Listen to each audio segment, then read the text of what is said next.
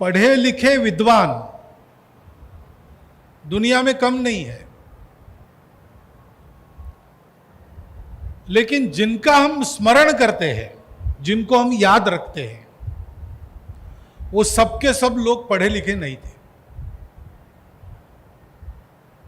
हमारे सरकारी वार रहे 13 साल तक शेषाद्री जी, वो कर्नाटक के रहने वाले थे। उनके जीवन का एक प्रसंग है। वो बस में यात्रा कर रहे थे तो उनके पास आके एक एमएससी में पढ़ने वाला तरुण बैठा। लंबी यात्रा थी, 3-4 घंटे जाना था, तो परिचय हुआ, बातचीत निकली। तो उसने पूछा तरुण ने कि आप क्या पढ़े हैं? तो शेषाद्री जी ने बताया, मैं एमएससी फिजिक्स हूं। तो बोले, आपको कितना नंबर आया था एमएससी में? तो उन्होंने कहा कि मैं गोल्ड मेडलिस्ट हूं। अच्छा, तो आप कहाँ पढ़ाते हैं? तो नहीं, पढ़ाता नहीं, मैं समाज का काम करता हूँ। अच्छा, तो आपका घर कैसे चलता है? तो घर मैंने छोड़ दिया है। फिर विवाह वगैरह का क्या? तो किया नहीं। तो उन्होंने कहा कि अपने हिंदू समाज में तो ये कहते हैं कि वंश आगे चलना चाहिए, जो वंश आगे नहीं चलाता वो नरक में जाता है। और आप तो पढ़े लिखे हो, अच्छे घर के हो, लगते तो बड़े विद्वान हो, और आपने ये सब किया नहीं, तो कैसे होगा? तो शेषाद्री जी ने उसको पूछा कि वंश आगे बढ़ाने की आवश्यकता क्या है?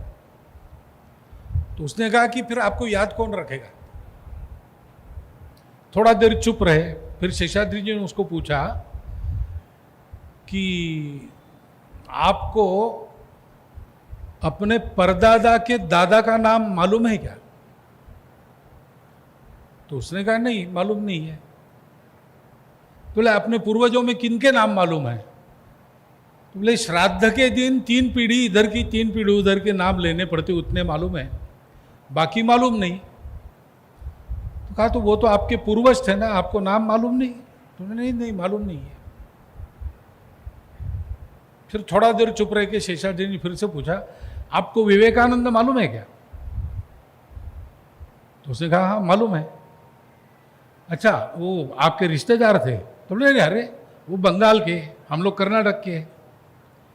तो अच्छा, तो कभी आपके गांव में आए होंगे, आप मिले?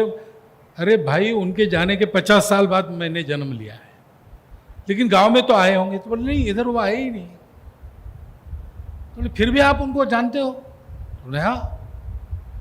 तो कहा कि आपके परदादा के दादा को आप जानते नहीं हो, वो हुए, उन्होंने वंश बढ़ाया, इसलिए आप हुए। और विवेकानंद जो आपके कुछ लगते नहीं है, आपके गांव में कभी आए नहीं है, एक धेला कभी कमाया नहीं है, म्युनिसिपल मेंबर भी नहीं बने, और वंश भी आगे नहीं बढ़ाया, तो उनको आप कैसे पहचानते हो? तो वो समझ गया।